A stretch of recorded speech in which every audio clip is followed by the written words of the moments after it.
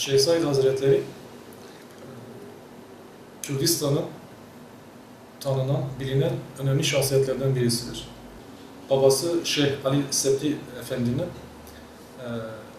Nakşibendi tarikatının Osmanlı döneminde Türkiye, İran, Irak, Suriye ve Kürdistan'da, hatta Arabistan'a kadar, Hindistan'a kadar uzanan geniş bir yelpazede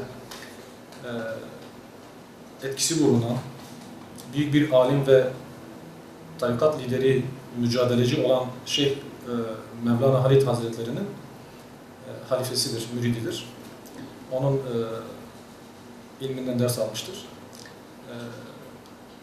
Kendisi de babasının yolunu sürdürerek bir müderris, bir alim ve bir fakih olarak medreselerde ilmi faaliyetine sürdürecektir. Ama bununla birlikte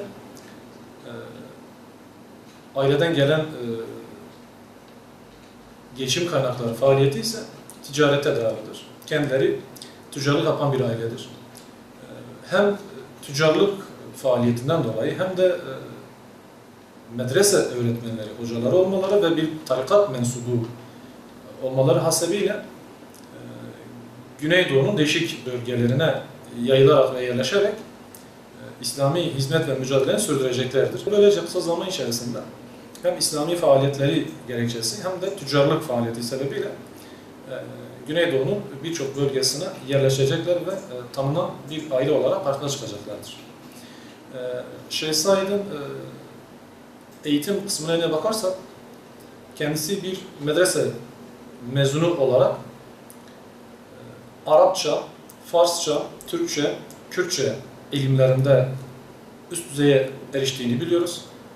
Onun dışında İslami ilimler, Yunan felsefesi, Arap İslam felsefesi, kelam ve mantık ilimlerinde ve yine diğer İslami ilimlerde icazet alan ve fakih seviyesine ulaşmış bir alim olduğunu yine kaynaklardan ve kayıtlardan biliyoruz. Bazıları Türk ulusçuluğuna, alternatif Kürt ulusçuluğunu temsilen bir Kürtçülük hareketi olarak lanse etmeye çalışmaktadırlar. Bu anlayıştan hareketle Şeyh Said Kıyam hareketini kendi laik ve kemalist rejimini temellendirmek ve güçlendirmek için ve daha sonraki nesillere Şeyh Said'in gerçek misyonunu örtbas ederek halktan gizlemek adına ders kitaplarını ve daha sonraki sözde ilmi tetkiklerini bu anlayış üzerine oturttular. Ve dolayısıyla ideolojik bir sapmaya ve taraf tutmaya gittiklerini söyleyebiliriz. Son dönemlerde özellikle Kürtler arasında gittikçe yaygınlaşan tarihsel kaynak ve eser yazımında ise benzer bir durum söz konusu. Yani Türkler Türk ulusçuluğu üzerine devleti inşa ederken yakın zamanın Kürt ulusçu hareketinde de benzer bir zihniyetle karşı tepki söz konusu.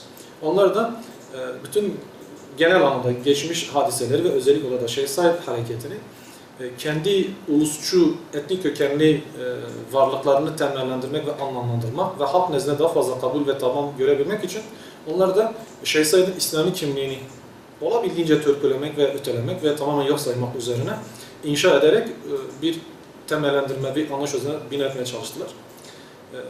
Oysa biz kıyamın muhatabı olan ve bizatihi liderliğini, öncülüğünü yapan Şeyh Said'in kendisine, fetvalarına, hutbelerine, mektupları ve yazışmalarına ve en sonunda da İstiklal Mahkemesi'ndeki yargılamalarına baktığımız zaman bu iki savı reddeden, ortadan kaldıran ve kendi diliyle ve kendi ifadesiyle kendisini tanımlayan, hedefini ortaya koyan bir dil ortaya koymaktadır. Cumhuriyetin ilanıyla birlikte ne değişti ve ne oldu da Şeyh Said kıyamı başladı. Bunun sahiplerine bakarsak, genel anlamda Müslümanlar için kıymetli olan ve yüzyıllardan beridir siyasal bir sistem olarak kendilerini tarif ettikleri ve anlamlandıkları hilafetin Cumhuriyetin ilanıyla birlikte kaldırıldığını görmekteyiz. Hilafetin kaldırılmasının Kürtler arasında bir şok meydana getirdiğini ve bir kırılmaya yol açtığını bütün tarihsel kayıtlar ve araştırmalar bizim önümüze koyabilmektedir. Dolayısıyla hilafetin kaldırılması beraberinde İslam hukukunu tatbik amaçlı olarak kurulmuş olan şeria vekaletinin kaldırılması, İslam şeriatının tatbikten kaldırılması, medreselerin kapatılması ki hem genel olarak bütün Müslümanların hem de özel olarak Kürdistan coğrafyasında Müslüman Kürt halkının en temel eğitim damarıdır. Ve buralarda da eğitim genel alanda Arapça ya da Kürtçe yapılmaktadır ve kendi dilleriyle eğitim görebilmektedir. Dolayısıyla bu medreselerin de kapatılması eğitim açısından, kültürel açıdan, gelişme açısından bakımından Müslüman Kürt coğrafyasına büyük bir darbe indirilecektir. Öte yandan Cumhuriyeti ilandan sonra çıkarılan birçok dergi ve gazetede o dönemde son derece sert, hiçbir şekilde kabul edilemez, inanç hürriyetiyle asla bağdaşamayacak makalelerin, yazıların yer altını görmekteyiz.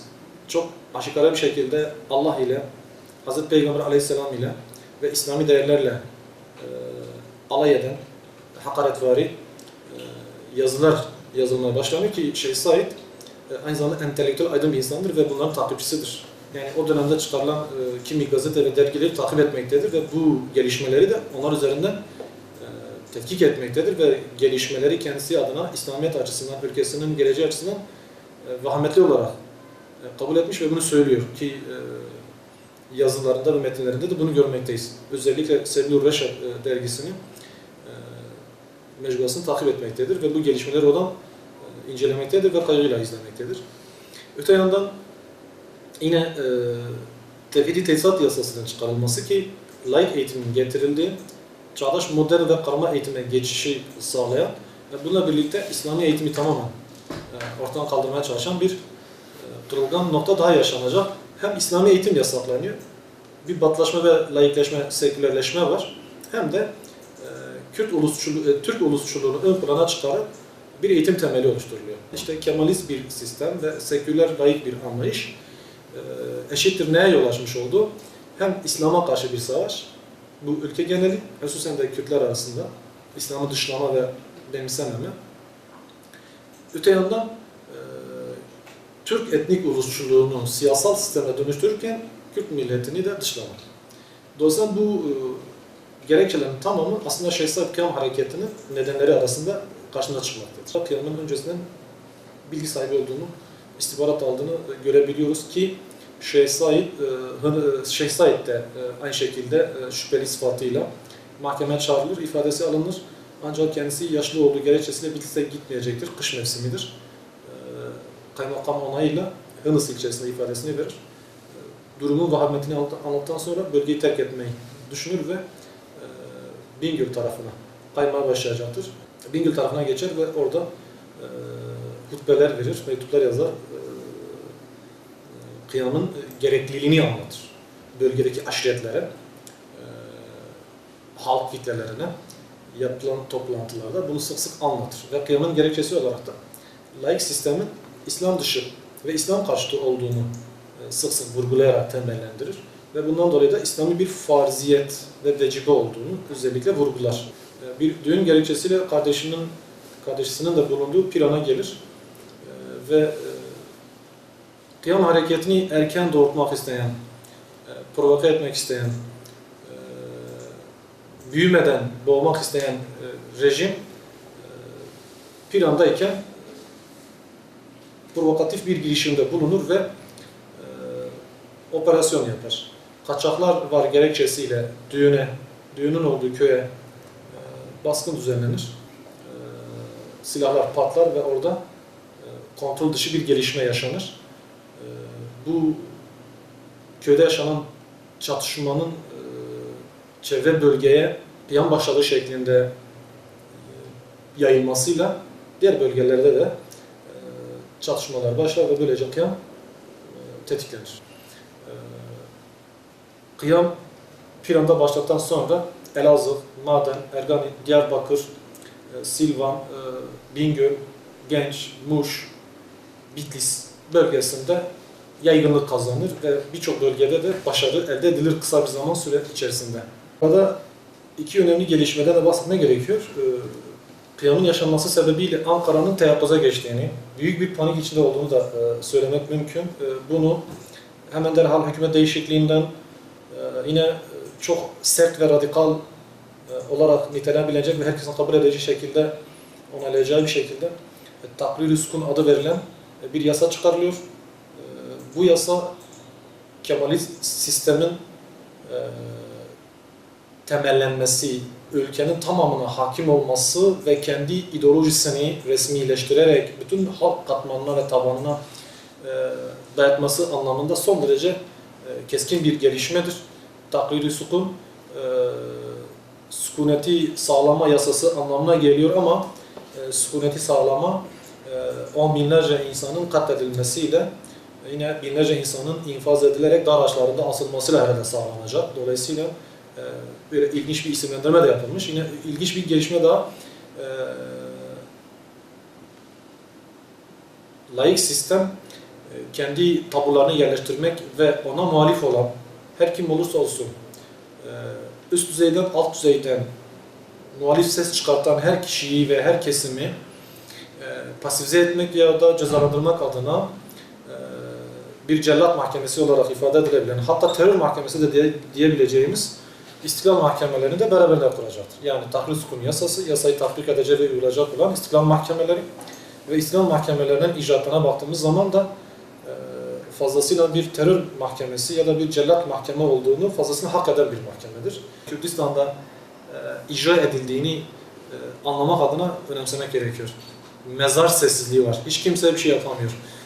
Çok sayıda gazete, dergi kapatılıyor. Avukatlar tutuklanıyor. Kıyam harekete hiçbir ilgisi olmadığı halde dini inançlara saygılıyım diye bir parti kapatılıyor. Yani kısacası Kemalist sisteme, yeni rejime muhalif olan Şeyh Said ve arkadaşları olsun, Batı'daki diğer İslami kesim veya farklı düşünceye sahip muhalif sesler olsun, hepsi kıstırılıp susturuluyor. Ve bunu da Takrir-i Sukun ile İslam mahkemeleri üzerinden yapmaktadırlar. Şeyh Said ve arkadaşlarının yakalanıp tutuklanmasından sonra Diyarbakır cezaevine getirilir ve burada derdest edilir. Daha sonra mahkeme savunması yapılır. Mahkeme savunmasına biz bakarsak, biz Şeyh Said'in hangi gayelerle, hangi amaçlarla ve nereden beslenerek harekete geçtiğini, ayaklandığını ve kıyam ettiğini rahatlıkla anlayabilir ve görebiliriz. Mahkemedeki savunmalarında İslam hukukundan hareketle kıyamın vacip olduğunu, çünkü sistemin ve hükümetin zulmetmeye başladığını, İslam hukukundan ve İslami yasalardan uzaklaştığını, giderek küfür yaymaya başladığını, basın yayın üzerinden Hazreti Peygamber'e ve İslam'a büyük hakaretlerin yapıldığını beyan ederek kıyamının gerekliliğini ve gerekçelerini ortaya koymaktadır. Yine Şeyh Said Hazretlerinin kıyamını niteleme açısından Bernard Lewis yine önemli bir yorumda bulunuyor. Bernard Lewis'in yorumuna göre Şeyh Said'in kıyamı Allahsız cumhuriyeti yıkmak içindir. Bernard Lewis böyle diyor. Şeyh Said'in ayaklanması Allahsız cumhuriyeti yıkmak içindir. Burada tabii şu parantezi açmak lazım. Cumhuriyet ama nasıl bir cumhuriyet? Bu önemli.